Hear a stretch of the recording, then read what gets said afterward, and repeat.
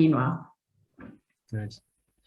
Well, welcome to this training session from Association of Christian Media. This is the third out of four online workshops in this series. And the topic today is fully engaged, how to use your time effectively.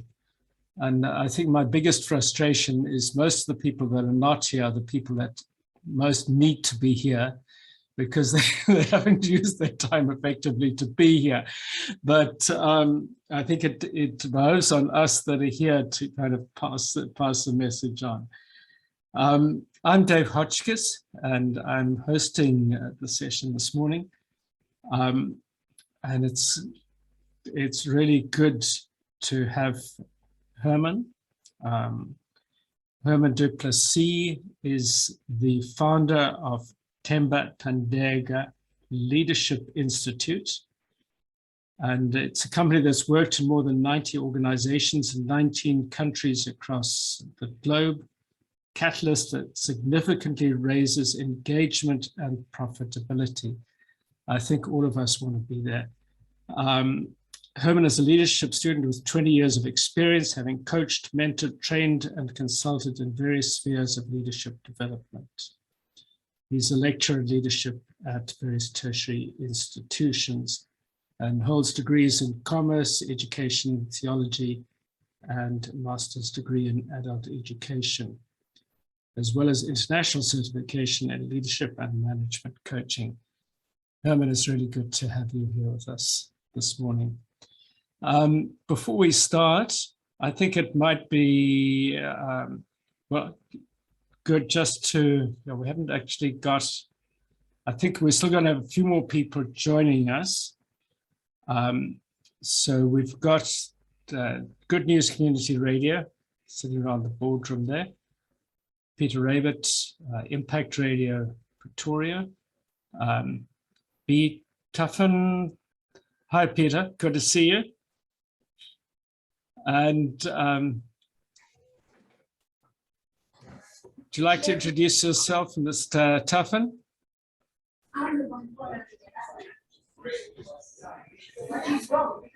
Yeah. And then we've got Carl Verhoef, Radio Pulpit. I'm not sure if it's Carl or somebody else using his computer. But and then there are probably a couple more that are coming into the group. The format now, we've got an hour. Hermann is going to share his presentation with us. And then there'll be time for questions and interaction. If you have a question or a comment, you can put it on the chat box. So the chat box will be there. You'll find it at the bottom of your screen, a little thing that says chat, and you can type things in there. And I'll also keep an eye on that. So at the end, I can sort of help to facilitate the question and answer session. Hermann, I'm not sure, do you prefer to have the questions all at the end, or do you want people to chip in as you go? I really don't mind, Dave. If it's something that's pressing, people are more than welcome to interrupt me. I don't mind at all. Okay. Thank you. Because there's also a reactions here. You can, there's someone, no, that's somewhere else you can put your hand up. A raise hand, yeah, that's also in the reactions thing at the bottom. You click on that and you'll see at the bottom. So if you desperately want to say something, type it in the chat box or raise your hand, and we can look. If I miss something, Dave, just alert me to it, please. No, I'll do that. No problem. Or sometimes if the presentation doesn't come right, then we need to have a bit of interaction and get things looking good. Sure. But let's just pray before we start. Father, I just give you thanks. Thank you that you have given us your time. Pray that we may use it effectively. Thank you that you've called us into your service. Pray that we may be good disciples and stewards of what you've given us. And we commit this time to you, Lord, that it may be used for your glory. Pray for Hermann as he lectures and shares his presentation with us now. In Jesus' name, amen. Good. Am I Thanks good to to go? Yeah, thank you. There we go. Let me share my presentation.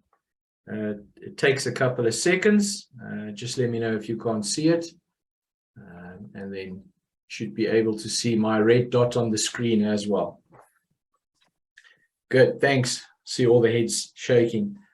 Thank you so much for the opportunity, Natalie, and all the correspondence. I really appreciate that. You know, after working in the corporate environment for almost 19 years now, finally we published our first book as a business as well, called Lead with Intent. And just to give you an idea of our customers, they keep us very busy. Dave said 90 companies. Luckily, we've crossed 100 already. So we've worked in more than 100 companies across 19 countries across the world, mainly in Africa, but we've been to the US and the UK as well to do some work. We just had a first order for 30 books to Dubai. So there's 30 banking executives in Dubai also getting our book in the next couple of weeks, which we're pretty excited about. So we've mainly worked in the corporate environment, but we've done a lot of work for nonprofits as well, a lot of work for churches.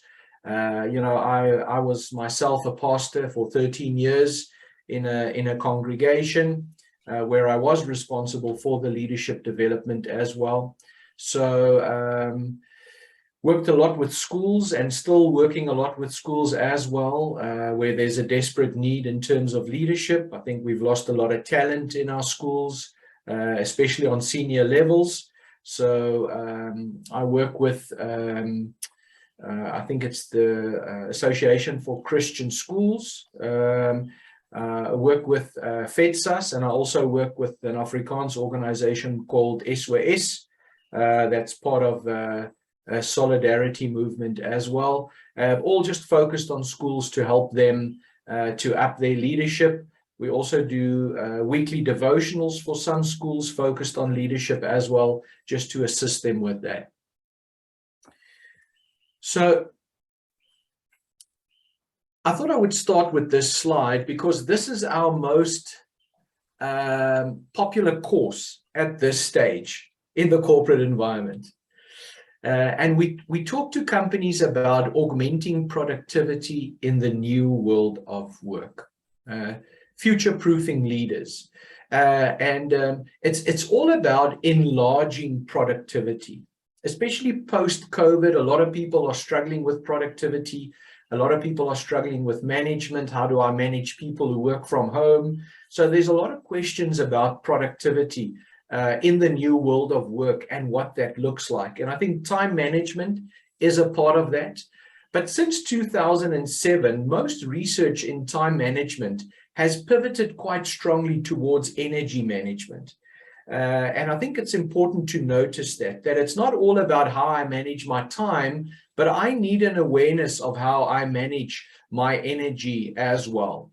There was an article actually published in 2007 in the Harvard Business Review that was quite a seminal work, and that sort of moved the focus away from time management, stress management, and more towards energy management and resilience, which has been a very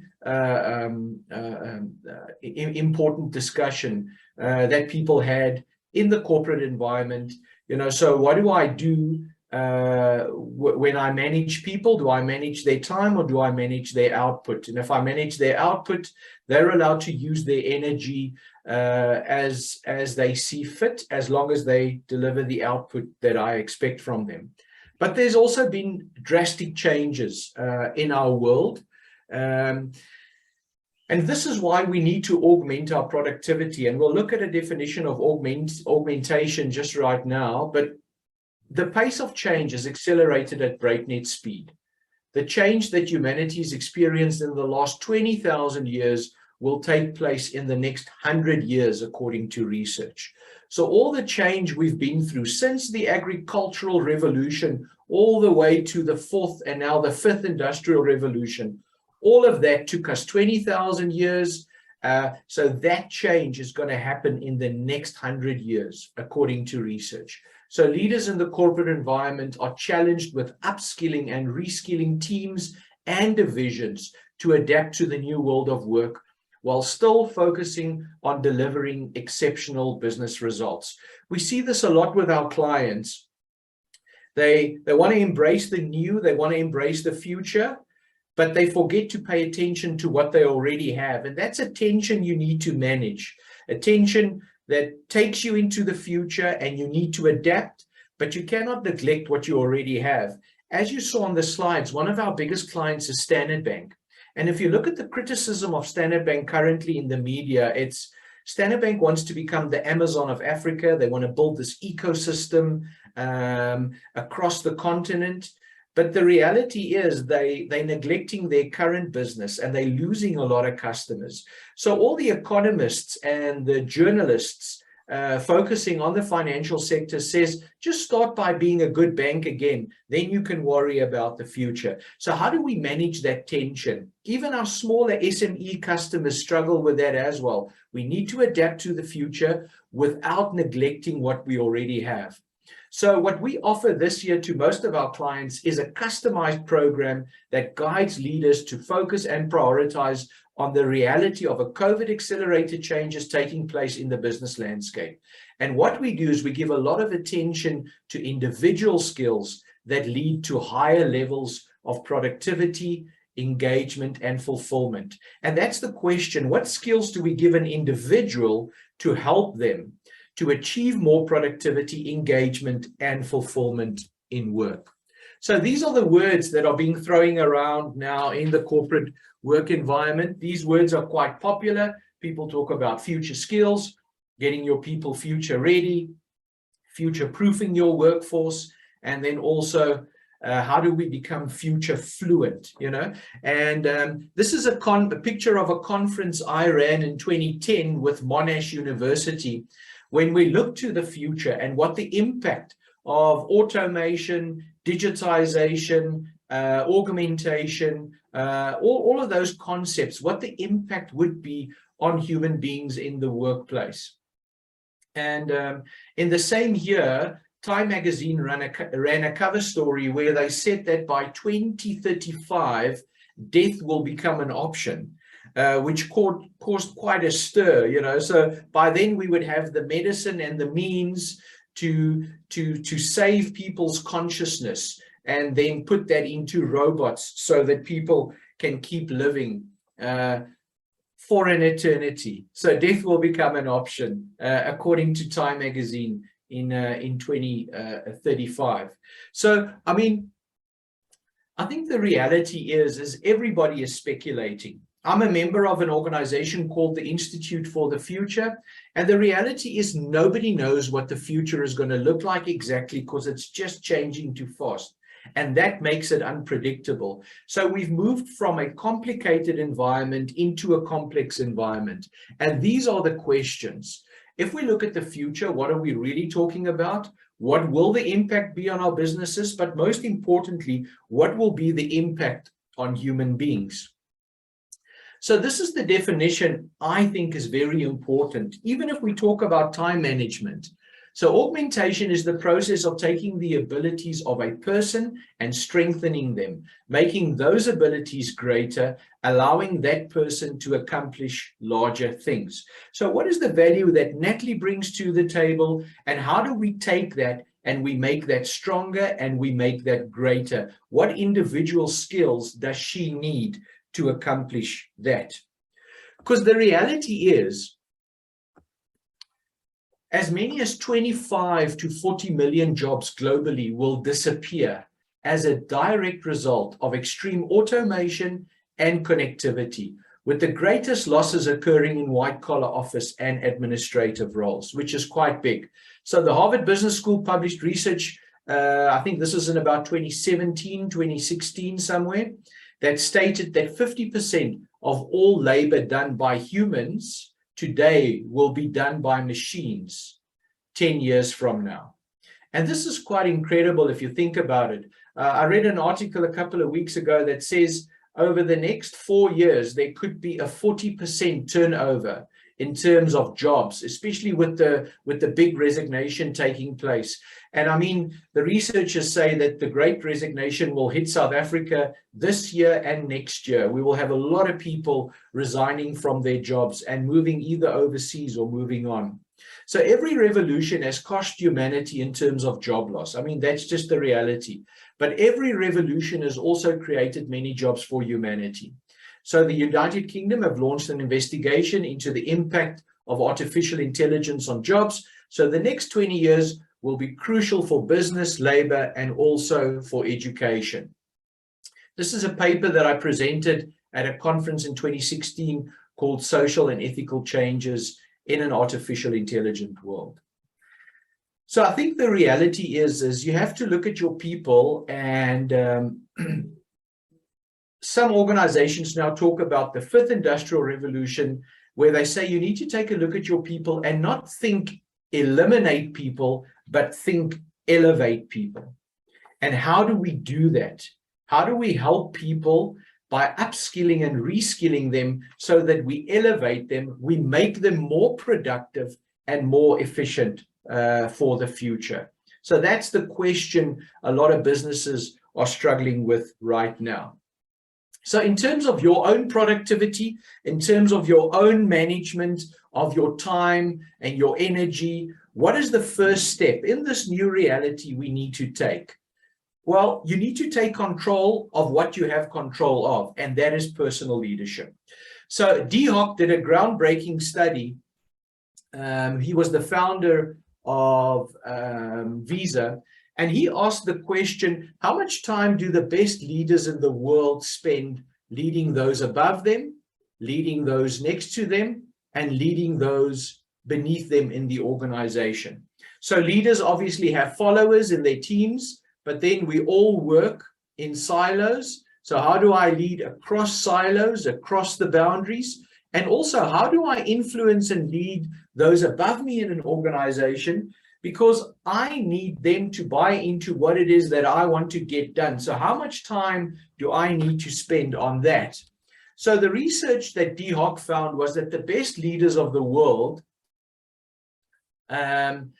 spend 20% of their time leading those above them, 25% of their time leading those next to them, and only 5% of their time leading those beneath them. Now, I mean, this is a fascinating result, because you would think that the majority of your time should be spent on those beneath you in the organization. But as you can see, there's a 50% missing. So D. Hock said, if he looks at the top leaders out there in the world, the research he did found that the best leaders in the world spend 50% of their time leading themselves first. That's what they can control. And the important reason for this is, if I lead myself well, I become the example. And then people start following me without me having to convince them all the time that they need to follow me. I'm going to be honest with you here. I think one of the biggest problems we solve for companies is we need to help people and train them to lead others in the organization, but they don't even know how to lead themselves well. So that's one of the biggest problems we need to solve for our clients every single day, is helping people who are supposed to lead others who can't even lead themselves well. So I think when you take a look at your time management, your energy management, and the management of your productivity, I think the leader becomes the example. That's very important. If you don't live by certain principles, people just won't follow you. And that's why you then need to spend more time on those following you, because you need to convince them of things that they don't see in your life. And I think that becomes very difficult. And that's where you waste a lot of time as a leader, as an influencer. So your personal example, if you lead yourself well, it actually saves you so much time. We've seen this with every leader who we've helped in the corporate environment. If you start leading yourself well, you become the example and people start following. You don't have to continually motivate, inspire, and convince people, because your life becomes the inspiration. Your example becomes the inspiration. And I think that's one of the first keys that is, I think, essential for not saving time, but managing your time more effectively. As I think, be more concerned about your own example first, and then leading others, I think, will become a lot more easier. And I think you will free up a lot of time in the process. So secondly, when we talk about time management, these are the 5 mental mistakes. And this is research that was done by a professor who focuses on personal productivity, especially in leaders. These are the 5 mental mistakes that actually kill your productivity. Number 1 is you overestimate how much focus time you have in a typical day. You actually don't realize that you don't have so much time to focus in your day. I mean, this morning is a brilliant example for me. I was hoping to come to the office, have 30 minutes of quiet time, and then start with this training session. But at 8:20, my phone rang. It was a customer. We have big problems. They're going to lose a big contract if they don't fix things in the business. So they need a commitment from their client. We need to come in and fix it. So that conversation and brainstorming session lasted 25 minutes until 8:45. And then I rushed in here. So there was an interruption. So the biggest mistake we make is we truly overestimate how much focus time we have in a day. Secondly, we overlook proven, sustainable methods that seem too boring or too simple. So let me give you an example. Write things down. Don't think you're going to remember. You know how much time you waste trying to remember things? That's the biggest one. I use Microsoft To-Do List. I don't know if you've got that app. I mean, that's a lifesaver for me. I've got it on my phone. I've got it on my laptop, and everywhere I go, I either have my phone or my laptop. So if something pops up, I have different categories on Microsoft To-Do List, and I write things down. I turned 48 in November this year. So I'm at that stage where remembering things does not come natural anymore. I need to write it down. I've got a notebook next to my bed on the drawer. If I can't sleep at night and I remember things, I write them down, because if I fall asleep and the morning comes, I've forgotten about them. So I've got a little notebook in my car as well, and it really saves me a lot of time. Secondly, planning, simple planning. For every hour of planning, and this has been proven by research over and over again, you save approximately 10 hours. So what I do, and this is a discipline I taught myself in 2007, so that's 15 years ago, is every Friday I take an hour and I plan my next week. So my diary is mostly full by then, but then I plan exactly what am I going to prepare, when am I going to prepare it. I just take an hour, and it really makes my week very, very productive. I really believe in quarterly planning, annual planning, very, very important. When I worked in our church, we planned our sermons for an entire year in advance. So all the series, all the sermons, we went away for 3 days. We planned the entire calendar, series after series for the entire year, going into Lent, into Easter, going into Pentecost, and then going into Advent at the end of the year. We took the church calendar, we looked at it, we planned, and then 12 months ahead in terms of our preaching. And that just saved a lot of time. Everybody knew when they were going to preach, guest speakers, everybody a year in advance. Just so important. It just saves a lot of time. Then you think about change in an all or nothing way. The big mistake we make here is sometimes we change things we're not supposed to change, and we don't change the things we're supposed to change. So what happens to a lot of people, if they look at change, they try and change everything. And that kills your productivity, because there are a lot of things in your life that work. So you need to figure out, what are the things I need to change, and what are the things that can stay the same? This is a big one. You forget how to do recurrent but infrequent tasks. A big one that bothers me is when the toner of our printer runs out in the office. Then what do we do? So we've got a guy in our office. His name is Hanu. He's our office and training manager. He runs all our projects, and he also runs the office. His job is all of these recurring and infrequent tasks. He's created a OneNote document for all of it, so that if something happens and we don't know what to do, we open up OneNote and it saves time. Once it took me 3 hours to change the toner in the printer, and that just wastes a lot of time. Very, very important. What are those recurrent but infrequent tasks that are very important? Then you underestimate the cost of small time and energy leaks. So pre-COVID, the average person in the workplace environment got 8 interruptions per hour. The average interruption lasts 3 minutes. So that's 24 minutes out of every 60 minutes gone. Post-COVID, it's 14 interruptions per hour we get now. Working online, working from home, that has shot up to 14 interruptions on average per hour. 3 minutes, that's 42 minutes in every hour taken up by interruptions. So what do you do to get offline, to get away from interruptions? I think that's very, very important going forward.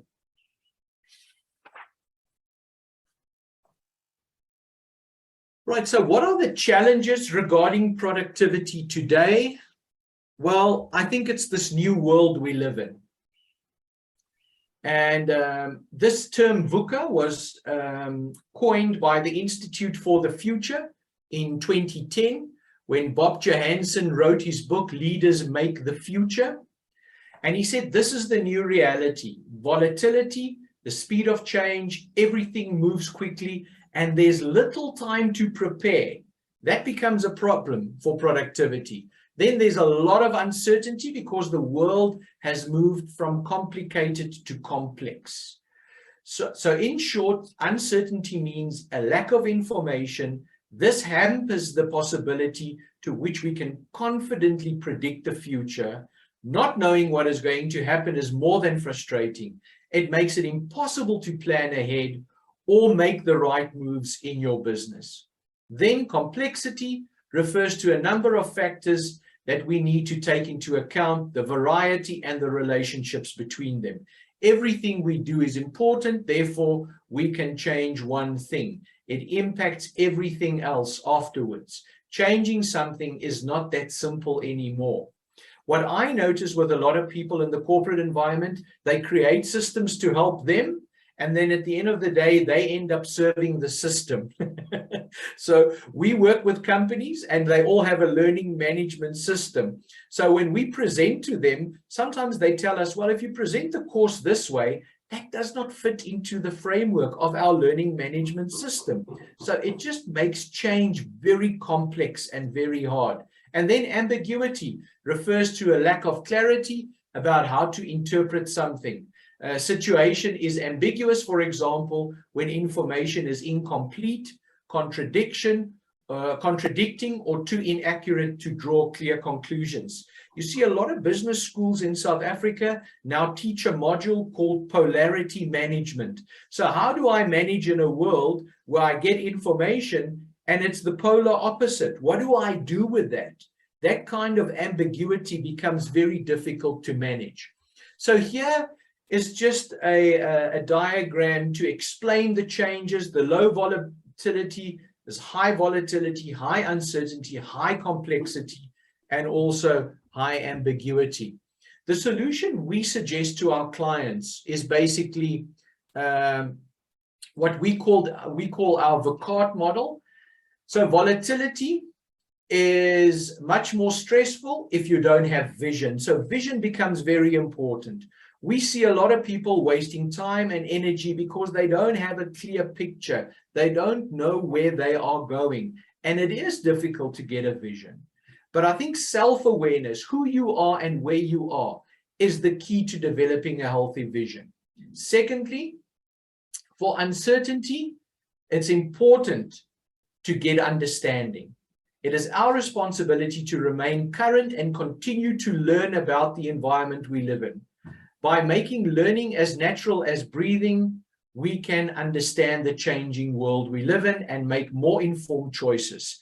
Feedback, so important, assists with understanding by learning from others. One of our mantras that we teach our customers is feedback is your friend. Remember that. Feedback is your friend. The more feedback you get, the better that is for you. The higher you move up in an organization, the less truth you hear, because people only tell you what you want to hear and not what you need to hear. And I think that's very important to understand. Right. For complexity, we need clarity. Clarity comes from knowing what is important and what is not important. It's about priorities. If everything is important, nothing is. Okay. So what is important to us is what we value. Being clear about your intentions and your values gives you the clarity to see through the complexity of things to the fundamentals. And here, once again, reflecting is a key component to clarity. The University of Philadelphia, I write about this in my book. They took 100 people over the age of 95 and asked them, if you could live again, what would you do more of? Their number one answer was reflecting. And that was quite a surprise. Number two was leave more of a legacy. And number three was risk more. Think about it. You're 95, you sit on your veranda, you should have risked more. But the big surprise was the number one answer was reflecting. So why was that their number one answer? Well, it's very straightforward. The older you get, the more time you have for reflection. And some of them says, once you move past 75, 80, most of what you do every day is you reflect on your life. And that's when you realize you've made the same mistakes over and over and over again. And if only you had made time to reflect, you would have not have repeated those mistakes. I mean, that's why Carl Jung, the great psychologist, said, hurry is not from the devil, hurry is the devil. Because if I don't make time to reflect, I just repeat my mistakes over and over again. John Maxwell says humanity rarely finds new ways to fail because the old ways are serving us well.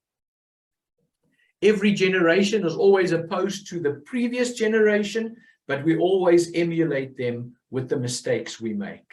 So it's all about making time to reflect, to find the clarity that we need. Then agility. Ambiguity is conquered by agility. Agility is when you are flexible and able to adapt quickly to new things. Being able to adapt to new things means you are resourceful. You'll be able to react more quickly, which will help you to handle issues before they become a crisis. I think what's so important is learning agility.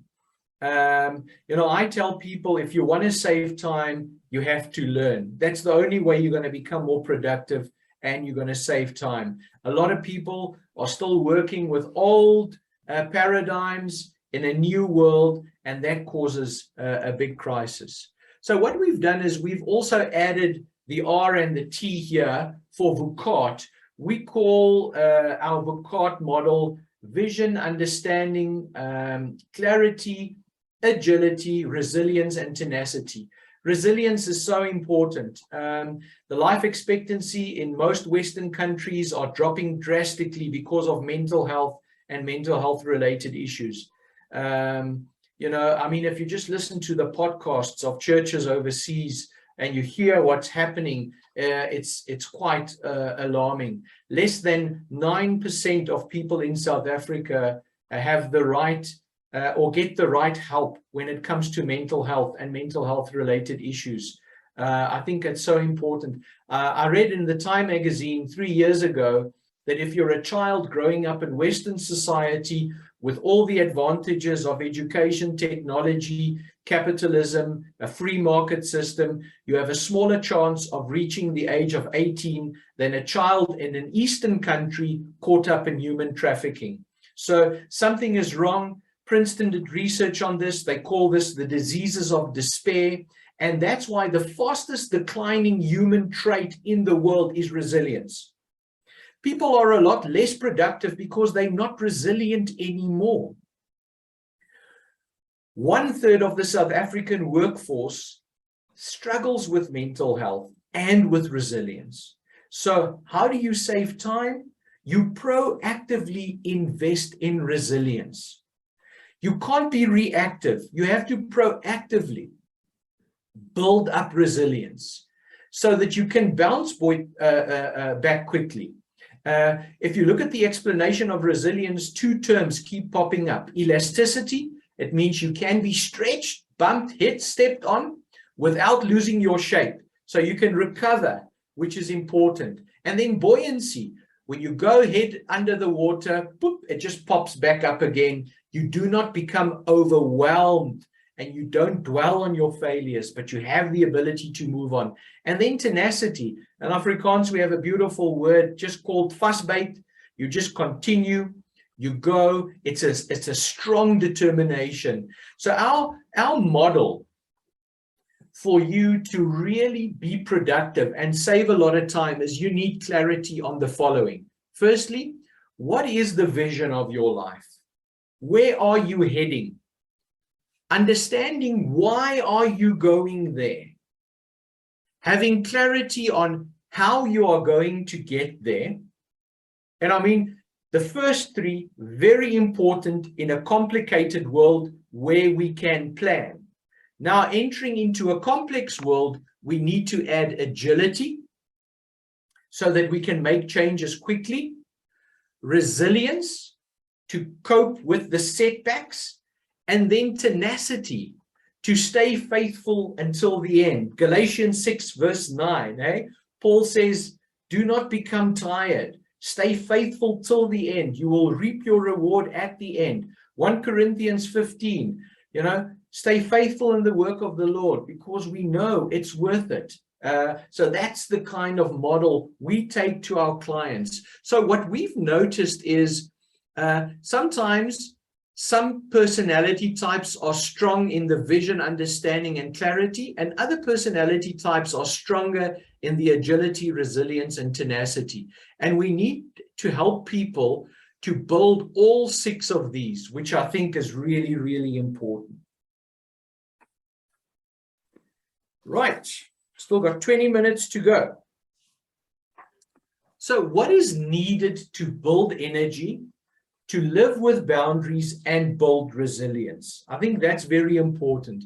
And I want to offer this model because I think it's so important. I've already said a lot about personal leadership, number 1.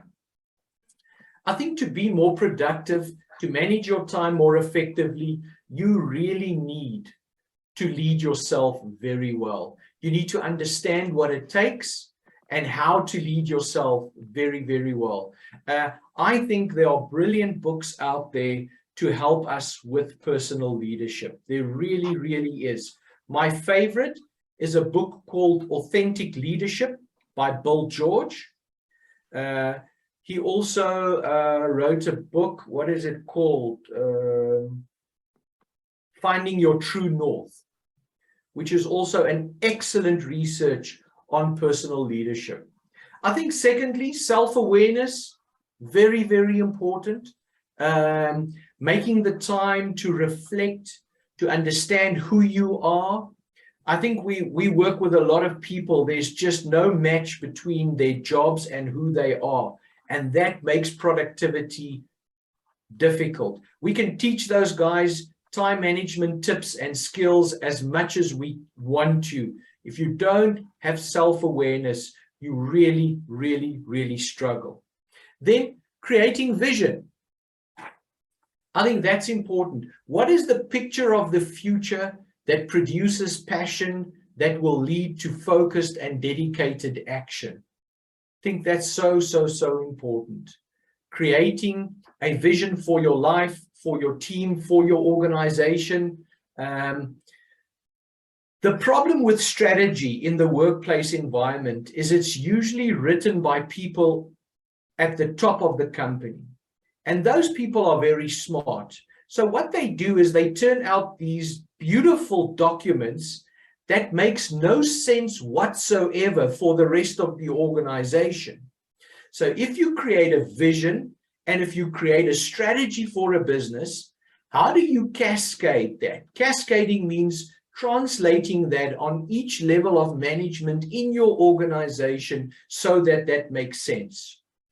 Some of the toughest jobs we get from customers is aligning their talent with the strategy. And how we do that is we have to take the strategy and break it down, which I think is very, very important. Then healthy mental habits. There's a book I want to recommend here. It's not a Christian book, but I found it very, very valuable. 13 Things Mentally Strong People Don't Do. It's written by Amy Morin. She's a psychologist in the US. And this has been a bestseller for the last 5 years in the mental health space. And the lessons in there are quite simple. I mean, if you work through the book, you're reminded of Stephen Covey's 7 Habits of Highly Effective People. I think of John Maxwell's book, Failing Forward. A lot of the stuff in there is not unfamiliar, but the way she packaged it, I just thought was brilliant. Her name is Amy Morin, and she has her own practice, and she's had her own battles and loss in her life as well, losing her husband and her mother in the same week, working through that. So it's a very personal book, but she also shares stories out of her practice, which just helps us to make a lot of sense. I think one of the most important mental habits that will keep you healthy is boundaries. Boundaries helps us to say yes when we have to, helps us to say no when we need to. I mean, hopefully you've read Henry Cloud and John Townsend's book on boundaries. I think that's a seminal work. I think it's really brilliant. When I look at Jesus in the Gospels, still a lot of people to feed, still a lot of people to heal, but he draws boundaries quite clearly, in his life as well. I think the secret to boundaries is to put them up ahead of time. So to be proactive with boundaries, you can always relax them as you build trust with people, but start out a lot stricter with your boundaries, and then you can relax those over time. Then I want to talk about reflect versus ruminate. And this is something I read in the research of an organization called the Center for Creative Leadership. And I've really helped a lot of my clients with the following diagram. We all reflect. It's just something the brain does. It's very natural. A lot of us worry. That's rumination, hey? A cow vomits the food back into its mouth 8 times, chews on it before it finally swallows it down. Hey, that's rumination. There's a constant process of fixating on something. Okay, so then there's reflection. That's more positive. That's when you look back into your past, you review and you learn from it. And then you look to the future and you plan and pray about it. Okay. What does Paul say? Don't be anxious for anything. Okay, is that Galatians 6? Don't be anxious for anything, but in prayer and petition, raise your prayers to God. So I think the problem we have is a lot of people are stuck in the negative here. So there's a lot of regrets about the past. Now, a brilliant book on this entire concept is a little book by Henry Nouwen called Here and Now. How do I live in the present? Okay, so I mean, I just love the work of Henry Nouwen. I think he was brilliant as a psychologist, understanding human pain and suffering, but also our deep longing for love. I think he was just brilliant with that. And he says a lot of us live in the past, and we live with two words: if only. If only I didn't speak up, if only I didn't do this, if only he wasn't my father, if only she wasn't my mother. So there's a lot of if onlys in the past. The problem with the past, it's unchangeable. And nobody can go back into the past, not even Michael Fox, Michael J. Fox in Back to the Future. That's not true. Can't happen. We only have the present. So how we deal with the past is we have to learn from it. There's no need for your history to become your identity. Your history is your history. It has shaped you, but you don't have to stay stuck in your history, because then you become a victim of your history. So I review the past, I learn from it, and then I move into the future. Henry Nouwen says people who are stuck in the future are stuck with two words: what if? What if this happens? What if that happens? The problem with the future is it's unpredictable. The only thing we can do with the future is we can plan and pray. So a lot of the work we do with executives is getting them out of rumination into reflection, because you waste a lot of time with rumination. It's not productive. It doesn't help you at all to stay stuck in rumination.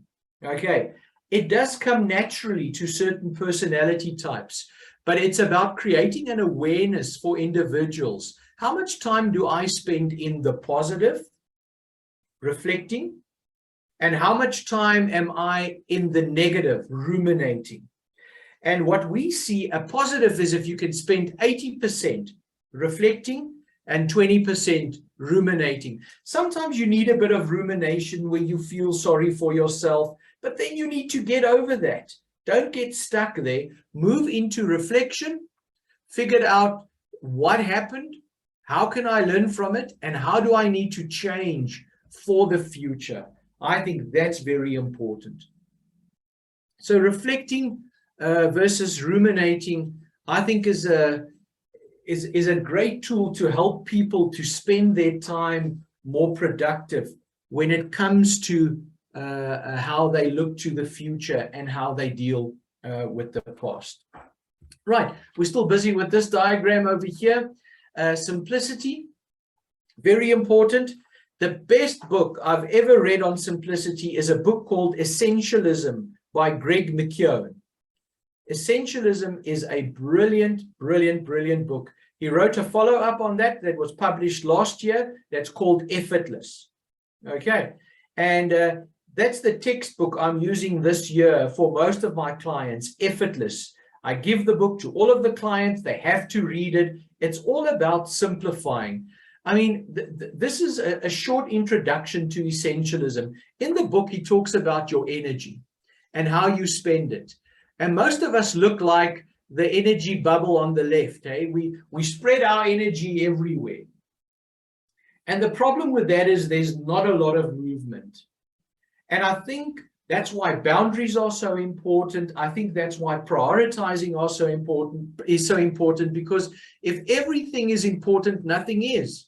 And that's why we need to figure out how do we channel our energy over prolonged periods of time in the same direction, focusing on fewer things, and that leads to a greater contribution. So usually your biggest point of frustration will be right here, where you try and do everything to keep everybody happy because you want to be popular, and you try and do it now. The reality is we need to move to our highest point of contribution, which I think is very important. And that is doing the right thing for the right reason at the right time. And that's what essentialism is all about. Just a short summary of the book. It's the disciplined pursuit of less. The future and the productivity of your life will be when you are disciplined in pursuing less. We live in a consumer-driven society that says you need more and you need more comfort. I think, we need to go against the grain if we want to be more productive. We need to explore who we really are and what we really need, eliminate through boundaries what is not essential, and then execute very well on what is essential. Now, the follow-up on his book, Essentialism Effortless, focuses on this part as well. How do I execute effortlessly? Which I think is very important. Right, so we've covered personal leadership, self-awareness, creating a vision, mental habits that are healthy. We should reflect rather than ruminate. I think we should always be busy simplifying our lives. Then learning agility is very important. The biggest disabler of learning that wastes a lot of time is, what's the word I'm looking for now in English? Defensiveness. If I become defensive, I can't learn. Very important. It's one of the things we help our clients with is when you get feedback, when something happens, don't rationalize, don't become defensive, stay open, see what you can learn, see what you can gain from this situation. It's interesting, Jack Welch, who was the CEO of the 20th century, and a lot of people, I think, regret that decision now, but he said a very important thing. They asked him, Jack, what do you do with the wet blankets in your company? He says, well, I listen to them because they're the only ones prepared to tell me the truth. So learn. You will find there's more knowledge and truth on the fringes of your business. Those who are on the front line, working closer to your customers, learn from those people. And then lastly, face your fears. And that takes courage. One of my mentors said to me, Hermann, be careful what you are running away from because you don't know what you are running towards. Are you managing your fears or are your fears managing you? I think that is the very important question. Right. So in terms of leadership, I think the important question is what will save me time as a leader? And I mean, that's what our book is in essential all about. It's in essence all about. It's those principles and practices that will really drive staff engagement and profitability. Now, can I just say this? In working with some divisions in Standard Bank, we got their engagement up to 97%. World class is Google at 83%. So we are way above benchmark in the divisions we work with in Standard Bank, and they also have a customer service satisfaction of 93%. The divisions we work with in Standard Bank are more than double the average of Standard Bank itself. We took these principles to 2 SMEs fairly recently. The one SME worked with those principles for 18 months. Their turnover went from 17 to 32 million. And then we work with DeLonghi, who's an Italian appliance maker. They also own Kenwood and Braun. We took their turnover, once they applied these principles, from 180 million rands in South Africa to 340 million rands in less than 18 months. So if you want your people more productive, more engaged, these are the principles. So the first principle I discuss in the book, and then I explain how you practice the principle. That's through vulnerability, and then that leads to trust. The best way to speed things up in your organization is through trust. Very important.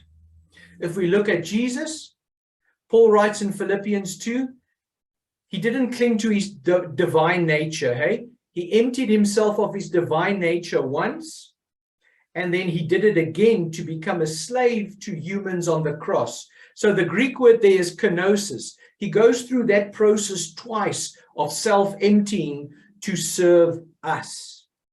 But then what comes with that?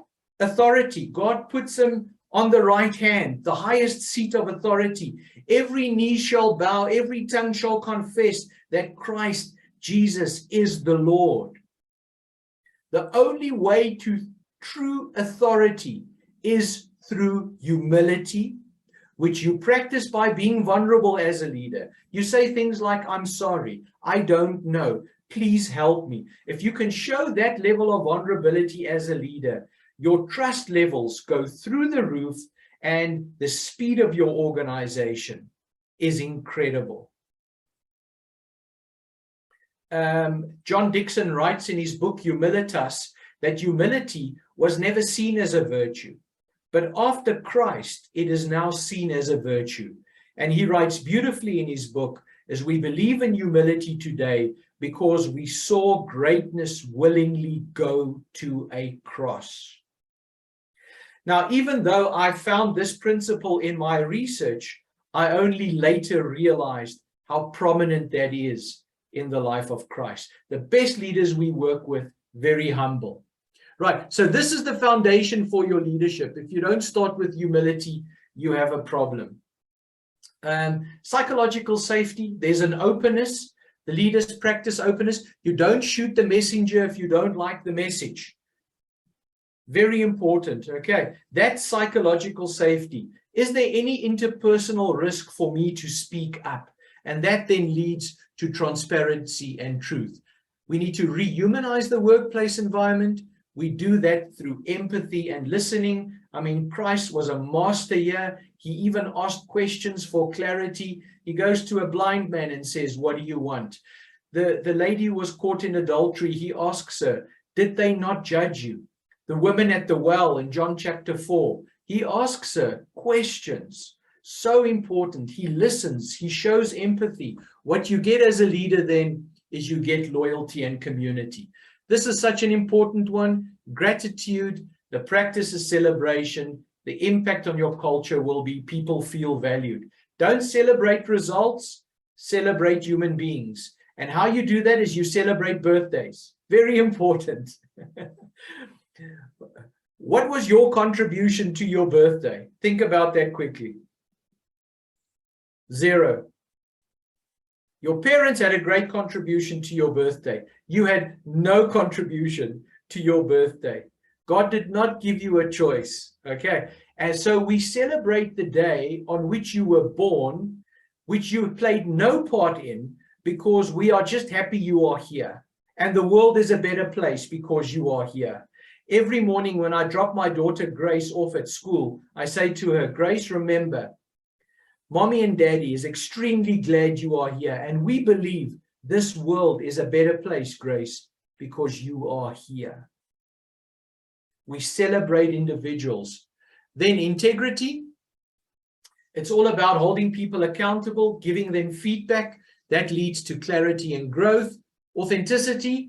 I said already how important reflection is. That's how you practice authenticity. You will never gain self-awareness without reflecting. Resilience, this is an interesting one. The practice is legitimate suffering.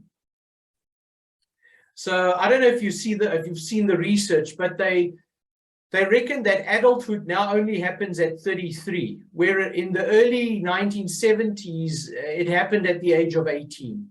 So there's delayed adulthood, there's delayed adolescence. And the reason for that is we wrap our kids in cotton wool and we take away the legitimate suffering they should go through. Everybody I work with says, I don't want my kids to suffer like I do. And then I say, well, look where your suffering has brought you. It's good. There is something like legitimate suffering. Scott Peck talks about that in his book, The Road Less Traveled. So we help companies, especially the younger generation. We help companies to allow those young kids coming into the workplace environment to go through legitimate suffering. So I don't bail them out. I allow them to work a little bit harder than they are supposed to, so that they can learn legitimate suffering. That then leads to tenacity and perseverance. How do we innovate? The practice there is failing fast through experimentation, and that leads to learning and progress. It's funny how many companies don't have an R&D department anymore. They just don't have an R&D department anymore. And the simple reason is everybody needs to innovate. And then lastly, hope. What we've noticed is when people lose hope in the workplace environment, the leaders who really drive engagement coach those leaders and they challenge them. Because people usually lose hope because they live with a certain perspective that's not helpful. And these leaders have an ability to just coach and challenge their people so that they can find meaning and purpose again. I think one of the biggest jobs we have now as leaders in the workplace environment is how do we provide meaning and purpose to the younger generation coming into the workplace environment. Research shows 20 to 30-year-olds, very simply, 20 to 30-year-olds, they are prepared to take a massive pay cut if they can find a job that gives them meaning and purpose. You won't keep them in your company with money. They need meaning and purpose. Those are the principles in the book. And there's also a free Bible study on the YouVersion Bible app of the book called Lead with Intent. And you are more than welcome to go and download that. I think we've had over 8,000 downloads, over 5,000 people already complete the Bible study, which is extremely exciting. And I mean, the review for the Bible study is 4.7 out of 5, which is incredible. So please go and download the Bible study. It's absolutely free and you will enjoy that. I think that's my time. Thank you, Dave. Thank you so much. Sorry, I'm kind of blown away here trying to take all this on board. Luckily, it's recorded. Luckily, it's recorded. Luckily, it's recorded, and there's a book and there's a Bible app. So yeah, we've kind of got no excuse. And I definitely, I'm going to start with the Bible app, and then see where I go from there. But we can always listen to it again, get the notes, and just try and put these things into practice because it's going to be worthwhile. I'm hoping that there's going to be a little bit of interaction. Perhaps, Hermann, if you can close your display and then we can see everyone a bit clearer. There we are. Thank you. So on the reactions, you can just click that and you can see, you can raise a hand. You can raise a hand and say something if you want to ask a question, or just switch your mic on and chip in. We can even have a bit of discussion. There's not such a big group here. Yeah. Over to anyone who wants to be brave enough to ask a question or put something in there. It's been a really worthwhile presentation. Thank you. Yes, please. Thanks. Am I hearing? I'm being heard? Yes. Yes, good. Thank you. I just want to thank you, Hermann. A very good and a very riveting and excellent presentation. I don't have any particular question because I need to reflect on, and ruminate on the content of your talk, which was very good. But I found very interesting your point about psychological income, which is obviously where people will take a better position. Yeah. A position which is more geared towards their happiness rather than the heights of earning.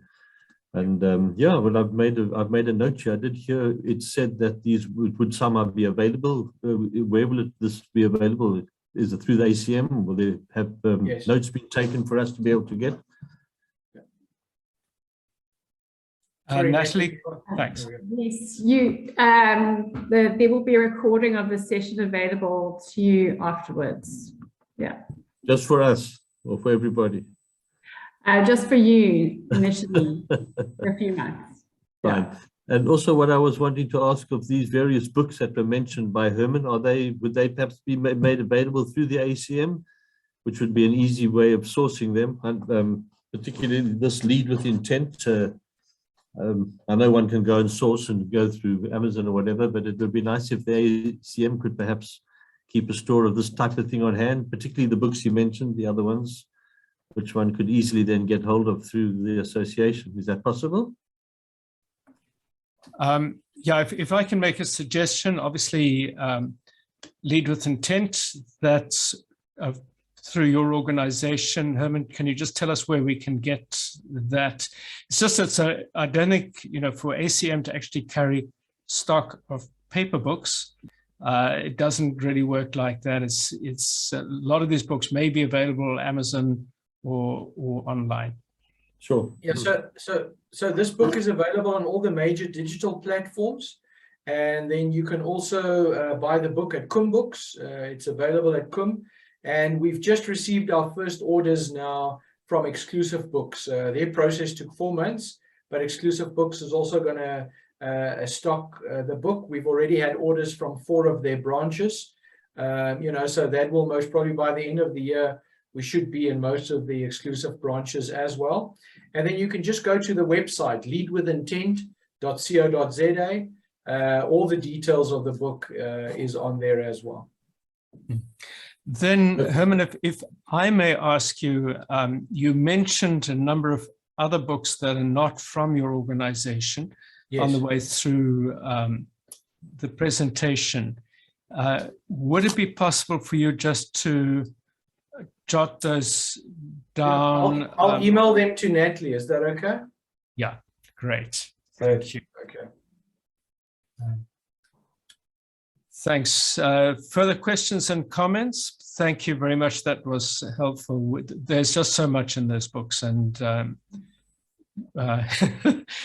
more wonderful books to read than we have time to read. But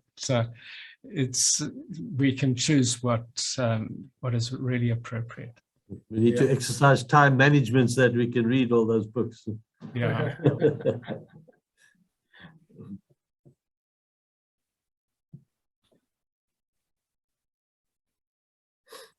Anyone else brave enough to chip in and put a comment? I can just say something from Good News Community Radio side here. Hi, it's Michelle here. Just that it's been so encouraging to hear that God has given you the insights into all this that you've shared with us. And, our theme at the ACM conference was recalibrate.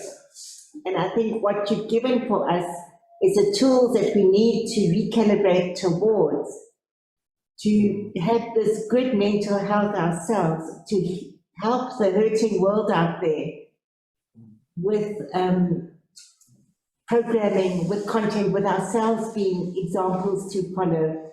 You've really given us, formerly was an occupational therapist, and I worked with psychiatric patients, and then I became a psychiatric patient myself. Don't tell anyone. The tools you've given us in this trade of leadership are really things that God coaches us in and that we need to be coached in. So thank you so much for your invaluable help and for taking up the space. And if I'm thinking all this is going out to those companies, it gives us hope and helps us then to be more resilient and reflect more instead of ruminate. Yes. Yeah. Thank you so much. It's my pleasure. And I love the work of Dallas Willard. It's quite hectic for an Afrikaans boykie like me to understand him sometimes. But he wrote a beautiful thing. He said Jesus never promised an easy life, but he promised an easy yoke. And I think this is an easy yoke for leaders, for people out there. You know, this is the way of Christ. This is the way we need to live life. And I think we'll be a great witness if we can do this. Herman, if I may ask a question, you said trust is the best way to speed things up. And I think everyone wants to speed things up. That's just the world that we're in. Yeah. But building trust is not something that happens quickly, or can it be? I mean, how does one develop trust within an organization? It's interesting, Dave, that Stephen Covey writes in his book, The Speed of Trust. He says the fastest way to build trust is for the leader to extend trust. So the whole notion of trust is earned, in his view, is not true. So as a leader, I give trust, and then I will get trust back from my people. Whereas we're always looking, are people earning my trust or not? So I think that paradigm, we need to work on that. Because if I'm going to expect everybody to win my trust over, it's going to take a long time. But if I start as the leader and I extend trust and I show my vulnerability and I ask for help, that speeds up the trust levels in the organization very, very quickly. So I think if we can make a slight twitch in the paradigm there, and it's hard for leaders to do because it makes you vulnerable. I don't know who you are, but I'm going to trust you. So that puts you in a very vulnerable position. But I choose to believe the best of you and that you won't let me down. And that's why I trust you with this. That seems to be the fastest way to build trust in an organization. Does it backfire sometimes? Yes, it does. Yeah, no, that's very helpful. Any other questions?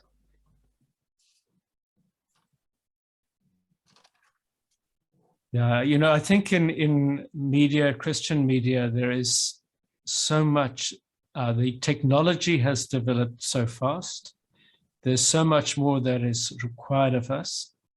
The world is changing so fast, and it's not easy to lead in with the speed of change. And, you know, do you kind of pension off the older people and really use the youngsters? How do we balance the age profile in the company so that, I mean, ideally, and I know this works in practice, if we work together, it's complementary, but it doesn't always work like that. Yeah. Any comments on that? Yeah, I was about to use the word, it's reciprocal, you know, if, we had an interesting, we had a tough assignment once, Dave. It was an engineering company. And I mean, so specialized. Hey, they were they were manufacturing telescopes for tanks and helicopters. So it's basically they worked in producing military hardware, and the guys who were specialized were all in their 50s. And then they had a big gap. There was no one in their 30s and 40s, and there was a lot of young guys coming out of varsity in their 20s. And we had to build a process because the young guys didn't have enough experience. The older guys didn't have the know-how with the technology that was coming through. And we had to get them to work together. The reason the 30 and 40-year-olds left is because it's such a specialized field and there's only so many jobs. So they had to hang around until these guys retire one day for them to get any opportunities, and they weren't prepared to do that. But these old guys were also holding on to their knowledge. They didn't want to share it with the younger generation. So that was quite a tough process for us. And we worked on what we call a reciprocal mentoring process, where we paired people together and we actually gave them work together and discussions together. So it was kind of forced, But they had to do it because there would be no sustainability for this business if all these 50-year-olds retired, because the 20-year-olds would then be in their 30s, and they wouldn't be ready for that kind of responsibility. So it was quite an interesting process. I think once people do engage with younger generations, there is a reciprocal process. And it's how do you break down the barriers to get that going? Luckily, this company mandated everybody to be a part of this process, and it helped. But I think as a leader, how do you pair your teams together and make people work together on projects from different generations? Because the worldviews are drastically different, but we definitely need each other, you know. So my idea would be is how do I purposefully, with great intention, pair people together to work together on projects so that they can learn from one another. But even mentoring itself is really neglected in the workplace environment. You know, it's, if I'm not getting paid for it, why should I do it? Yeah. Yeah, I think that comes back to having your goals. Your goal isn't to provide employment. Your goal is to deliver whatever your vision is in that organization. And just to make sure we're on that. Okay, any further questions, comments? Can I just say, Dave, if you search for the Bible study on the U version, just to type in lead with intent and then Themba Thandeka after that. I know there was a month or two where there was a bit of a struggle where the guys couldn't get the Bible study, but if you type Themba Thandeka in after lead with intent, it pops up #1. Great.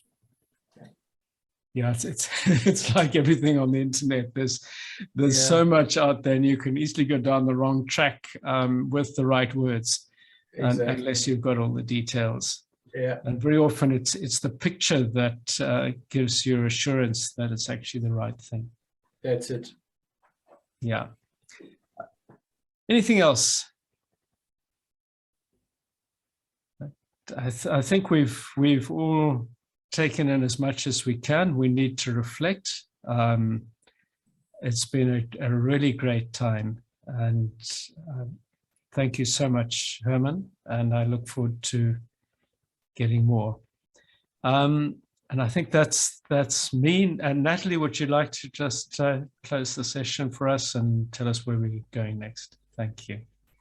Yes, just to finish off by saying next week is our last training session in this series. And it is by John Bogner, who's a podcast expert. It is called On Demand and In Demand, an introduction to podcasting. So if you want to do a podcast, or if you have a podcast and you want to improve it, then I would really encourage you to attend. Yeah. And so that's all. Thank you to all of you for being here today, and we'll see some of you next week. Bye. Bye. Thank you. Thank Thanks, you. Hermann. Bye-bye. Thanks, guys. Take care. God bless. Thank you.